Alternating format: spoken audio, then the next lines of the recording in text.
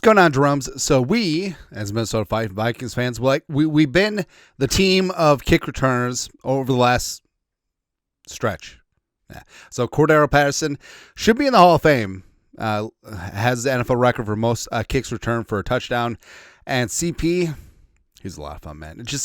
I blame Norv. I blame Zimmer for everything. Like, Cordero should have spent his entire career here in Minnesota as return man and offensive weapon. But no, we need to turn him into a proper wide receiver. No, you don't. One of the few things that Arthur Smith actually got right is Cordero. I don't like it. Also, the marvelous Marcus Sherrills, he's blurry. That's the problem, just like Bigfoot. The pride of John Marshall High School, Rochester, Minnesota. Minnesota Golden Gopher walk-on, rising up. But besides Devin Hester, Marcus Sherrills was the best punt returner of his generation. And I will stand by that. And there's a modicum, there's smidge.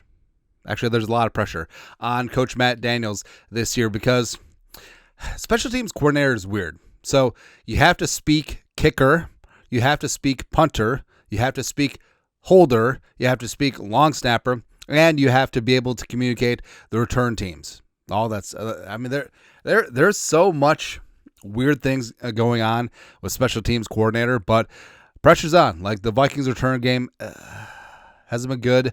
Coverage has been spotty at times, but overall has been decent. But, Coach Hatt has got to get this right this year because we talked about top 5 offense, top 5 defense. Special teams doesn't kick us in the nuts. We're off to the races, baby. Now, last year, Tai Chandler was the leading kick returner last year with 8 returns. Because remember when they changed the kick return rules, like, everyone and their mom thought that this was going to change the game. But then the Vikings realized, no, it's not. So they let go of King Kenny and Wangu, and then basically they just said, hey, Tai Chandler, return kicks. Right. And last year's number 1 punt returner, Brandon Powell, he was not brought back. So the Vikings will have at least a new punt returner, probably a new kick returner as well. Plus, they signed Rondale Moore. They drafted Ty Felton in the 3rd round. They also signed Isaiah Rodgers, who Coach Hatt has talked about how they would love to have him available, with this 4.28 speed as return prowess. But if Rodgers ends up winning a starting cornerback job, it's going to be tough.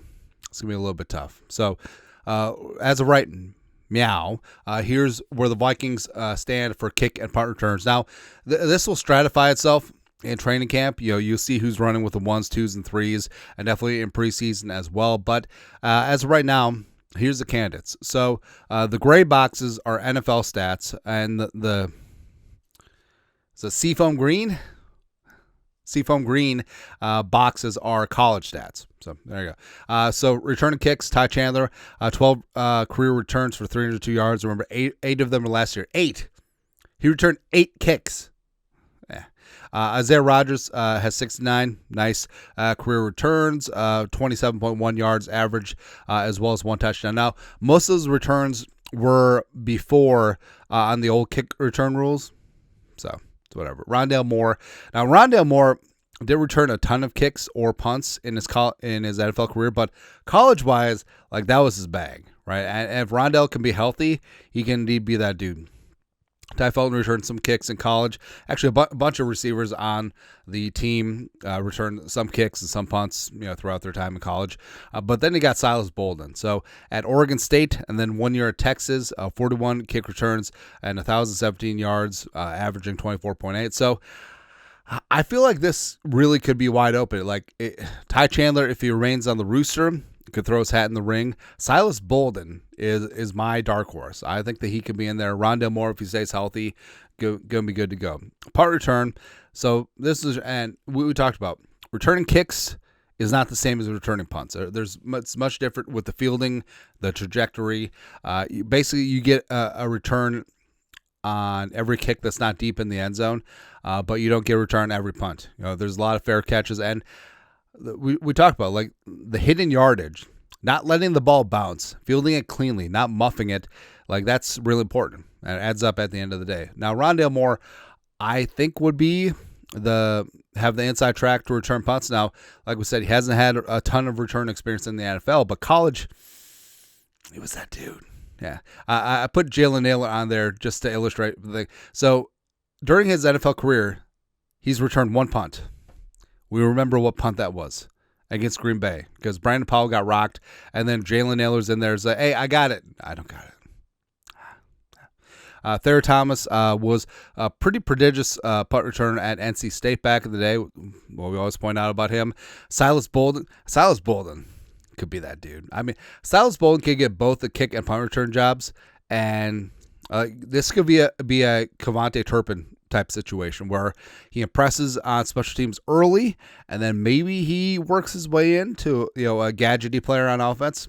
It'd be kind of great. But Bolden, 12.5-yard average in college, took 2 to the house, including 1 in the college football playoff. It's good to go. Miles Price also returned punts throughout his time in college, 13.9 average. So I would say as of right now,